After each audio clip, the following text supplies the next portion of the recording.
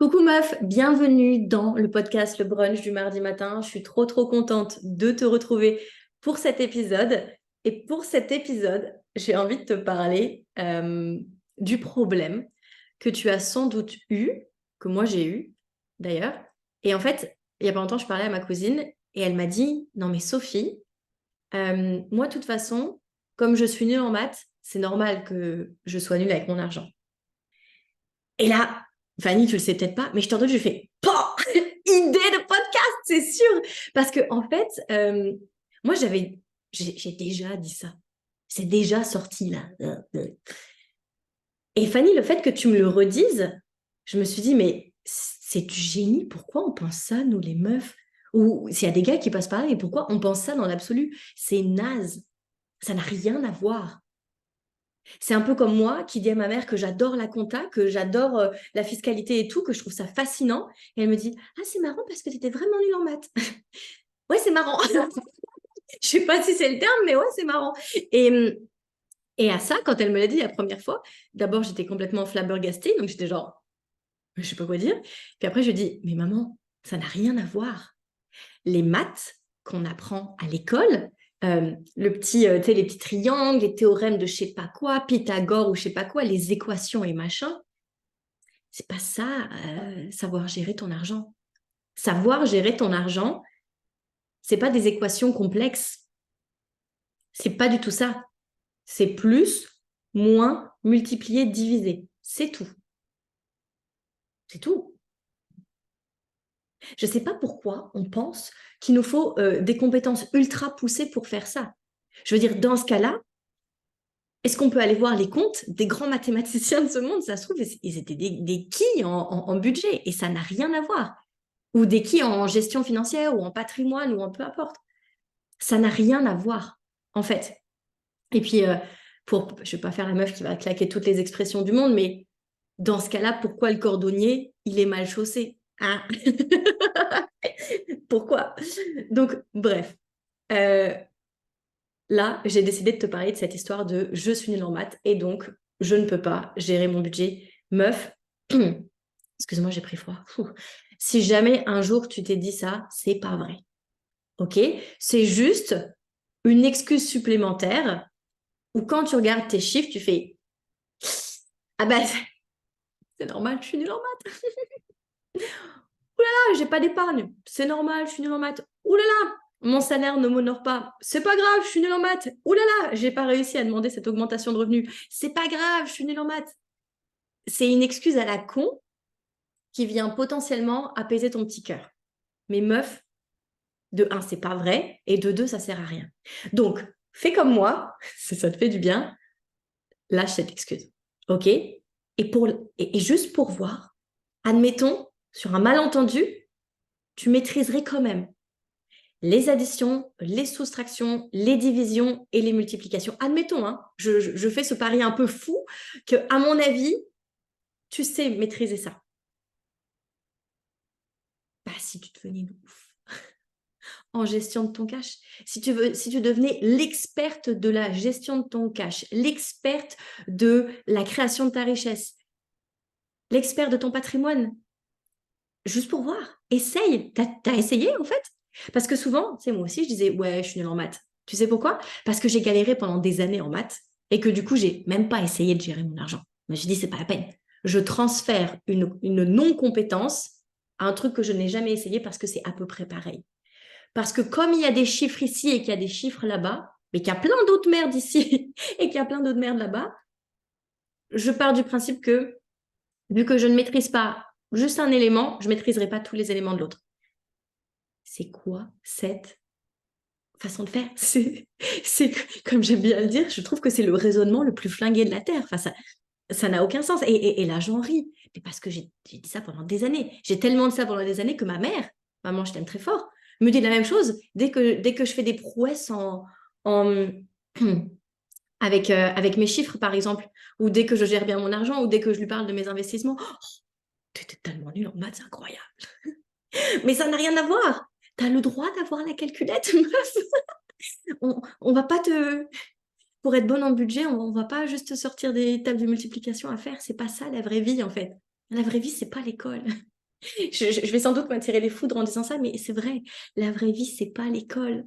Hein. Et j'adore sur TikTok ou je sais plus où, là je te fais vraiment comme si je te racontais ma life, Fanny. Hein. J'ai vraiment l'impression que je te parle à toi.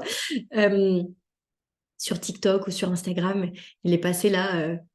Encore, il y avait un mème, c'était genre encore une journée où je n'ai pas utilisé le théorème de Pythagore. Ben ouais, je veux dire, il y en a sans doute peut-être 1, 2 ou 3% de la population qui doivent utiliser ce théorème et c'est cool qu'il existe, merci beaucoup Pythagore, mais on n'en a pas forcément besoin. Donc meuf, tout ce dont tu as besoin, c'est de savoir où tu en es, c'est de regarder tes chiffres pour la première fois de la vie, ok? C'est de regarder tes comportements, c'est de regarder tes pensées. T'es intelligente, meuf, promis. Je pense que je pourrais mettre ma main à couper que ça l'est. Donc, tu prends une feuille, tu prends un Excel, prends ton stylo, tu prends ta calculette parce que tu as le droit à ta calculette, meuf. Tu as le droit, ok? Et tu fais tes calculs. Ah oui, oula, c'est la merde. Oula, alors, la première étape de oula, c'est la merde, c'est normal. Si c'était pas la merde, t'écouterais même pas ce podcast, ok? Donc, c'est pas grave, c'est la merde. Prends tes responsabilités, tu veux que ce ne soit plus la merde. Comment qu'on fait pour que ce soit plus la merde? Au début, il faut juste comprendre. Donc, comprends, t'es qui? C'est quoi tes comportements? C'est quoi tes pensées? C'est quoi tes actions? C'est quoi les prises de décision que tu as fait que, oups, meuf, c'est pas que tu es nul en maths, c'est que tu as mal géré ton cash. Point. C'est deux choses différentes. Tu peux trouver toutes les excuses du monde. Là, pour le coup, c'est pas que tu es nul en maths. Je veux dire, là, si je te demande 30% de 29,99, ça fait combien? Hein? À mon avis, tu es excellente en maths.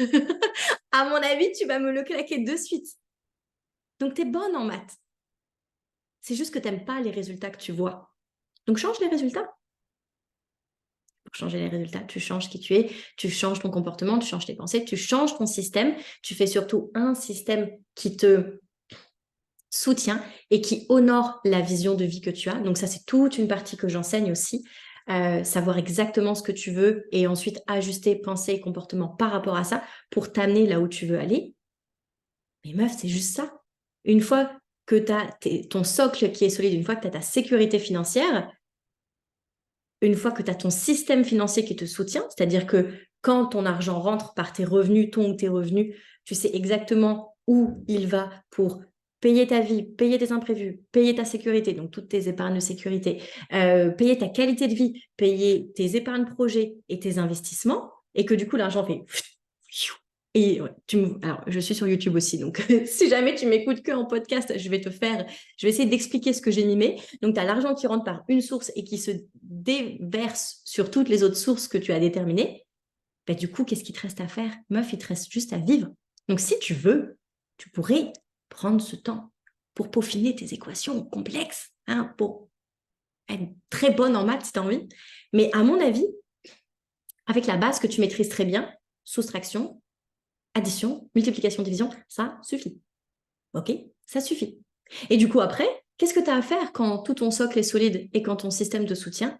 Tu as juste à vivre, à devenir extraordinaire et à encaisser plus. Parce que pour une fois, le plus va vraiment rester.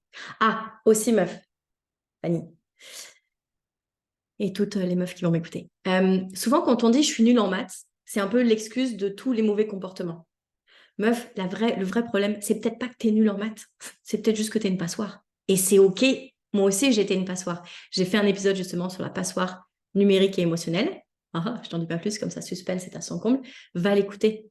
Mais derrière l'excuse je suis nul en maths se cache une foultitude de choses. Donc, meuf, c'est quoi le vrai problème?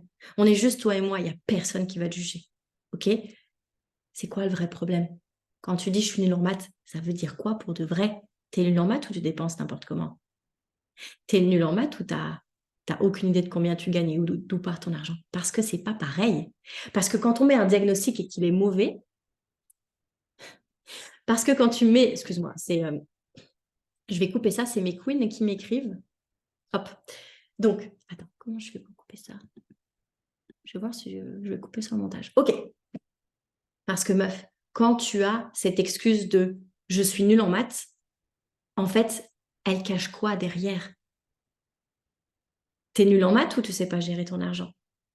T'es nul en maths ou tu sais juste pas où part ton argent? T'es nul en maths ou tu as juste peur que si tu regardes, tu vas tomber dans les pommes? T'es nul en maths ou tu as juste peur que si tu regardes, tu ne sauras pas quoi faire? T'es nul en maths ou tu as juste peur que si tu regardes tes sous, t'es pas le choix que de passer à l'action et de devenir extraordinaire et de vivre sans ton problème financier? Nul en maths, c'est juste une excuse, meuf. T'es très bonne en maths. T'es très bonne en maths. Moi, je me rappelle toujours mon prof. Comment il s'appelait déjà? Mon prof de maths. Merde, j'ai oublié son nom. Laura, si tu m'écoutes, ou papa, si tu m'écoutes, c'était quoi le nom de mon prof? Il était exceptionnel. J'avais un prof en première et terminale exceptionnel. Moi, j'étais abonnée au 5 sur 20 en maths. J'étais vraiment très, très, très, très, très, très, très, très, très, très, très, très nulle. Monsieur Bauer? Je crois que c'est Monsieur Bauer. Je demanderai la confirmation à mes parents. Bref, parce que il l'adore, ce prof-là. Parce qu'en fait, ce prof-là, il a vu en moi un potentiel que personne n'a jamais vu. Donc moi, je suis arrivée, je te raconte toute ma life, hein. Moi, je suis arrivée en cours de première, je suis allée à ma place habituelle de cancre en maths, c'est-à-dire que je suis allée au fond de la classe. Je ne sais pas pourquoi. Le premier jour, il nous fait une interro. Déjà, ça commence bien. Il nous fait l'interro, il veut dire, je veux juste voir votre niveau. Lol. Le niveau, enfin le mien en tout cas était à chier. Donc voilà, j'ai 0. Sur le coup, j'ai vraiment envie de pleurer parce que je me dis ça commence bien. C'est le premier jour, il corrige le soir le gars. Donc le lendemain, j'ai 0. Et là, il me dit, Sophie, je suis désolée. Et là, il me dit, Sophie, viens t'asseoir à côté de moi. Au premier rang. Donc, il y avait son bureau qui était là et moi, j'étais juste en face. Genre, je voyais Monsieur Bauer tout le temps dès que j'étais en maths et c'était aussi mon prof principal. Bref, détail inintéressant.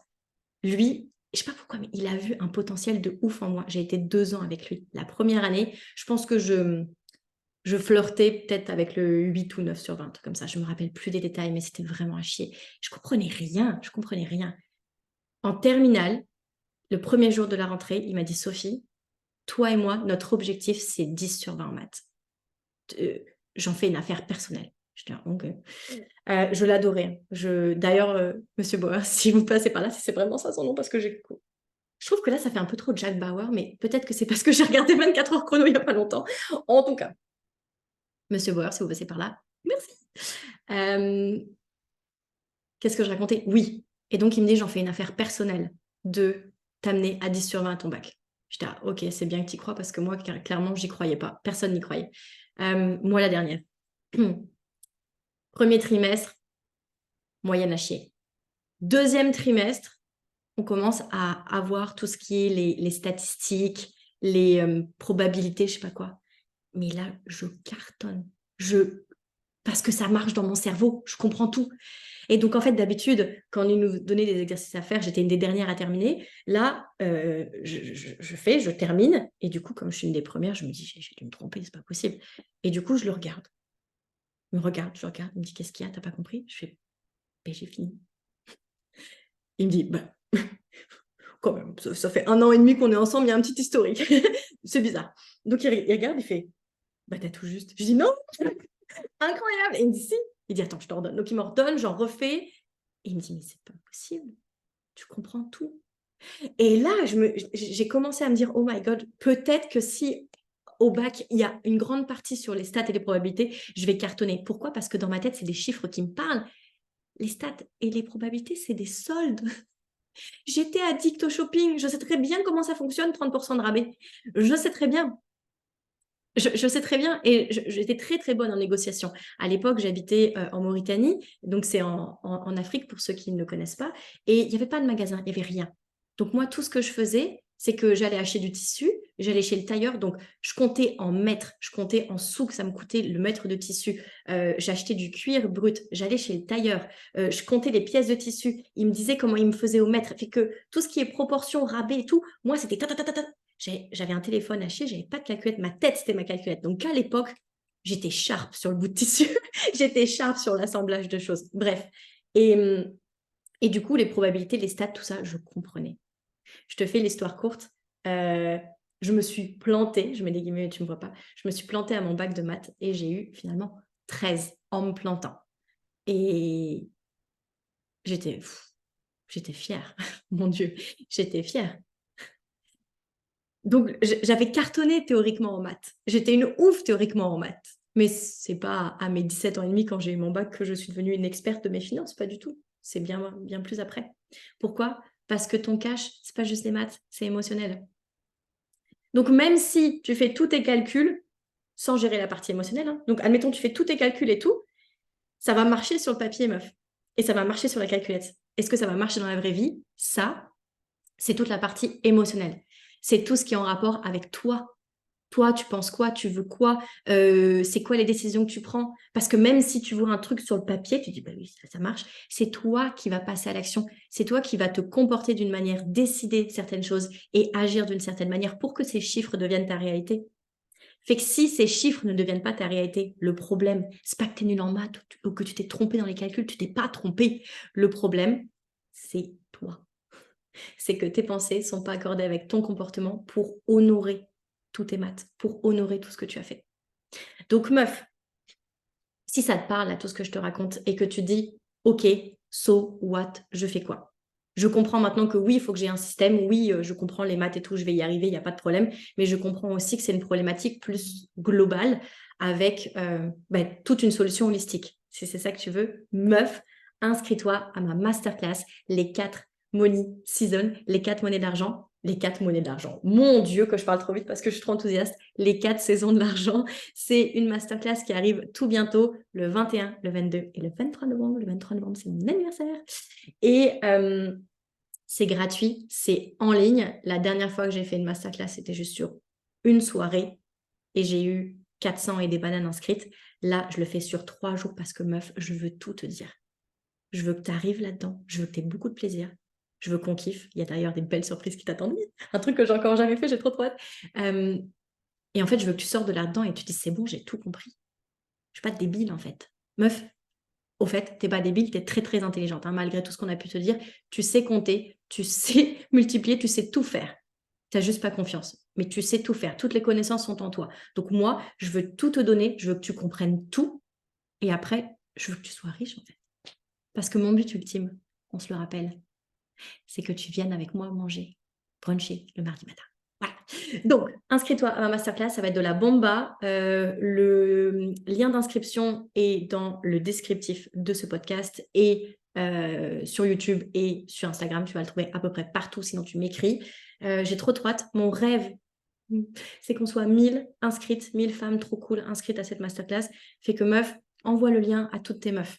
Ta mère, ta tante, tes cousines, tes amis, tes BFF, tes collègues, tout le monde. Venez les meufs, c'est gratuit, ça va être le fun et le retour sur investissement du temps que tu vas me donner, il va être huge. Ça va être extraordinaire, vraiment. Ces 4 saisons de l'argent, moi, quand je les ai comprises, j'ai juste enfin planté les bonnes graines au bon moment. Je les ai bien arrosées et ça a fait une richesse de ouf. Et ça m'a permis de monter de palier en palier. C'est exactement ce que j'apprends à mes queens. Et c'est pour ça que tu vois des histoires incroyables, par exemple de Sarah qui passe de moins 11 000 à plus. Mais là, je pense qu'elle est à plus 11 000, plus 12 000. C'est comme ça que tu vois des histoires comme ça. C'est comme ça que tu vois que certaines qui n'ont jamais dépassé 2 000 euros d'épargne de précaution sont au bout de 2-3 mois avec moi à 4 000 ou 5 000. C'est comme ça que ça arrive. C'est comme ça que des meufs qui stagnent toujours à un même revenu, subitement augmentent leur revenu. Parce qu'une fois que tu sais, l'argent, c'est facile. Comme c'est peut-être facile pour toi d'enlever 30% de 29,99. Une fois que tu sais les saisons de l'argent, c'est facile, tu sais exactement quoi faire. Et tu sais c'est quoi le meilleur dans tout ça? Quand tu maîtrises tes saisons de l'argent, c'est que tu n'as que ça à faire d'être extraordinaire. Tu n'as que ça à faire de vivre parce que tu n'as plus de charge mentale financière. D'ailleurs, la charge mentale financière, je m'en vais te faire un autre épisode là-dessus. Donc, si jamais tu as envie de m'entendre, tu peux juste aller regarder l'épisode qui s'appelle Charge mentale. Bref, meuf, je m'arrête là. J'ai trop hâte de te retrouver pour mon anniversaire. Ça sera mon plus beau cadeau que de t'avoir avec moi. Et puis, je te fais plein de bisous comme d'habitude. T'es forte, t'es capable, t'es puissante, t'es une ouf et t'es bonne en maths. Fin.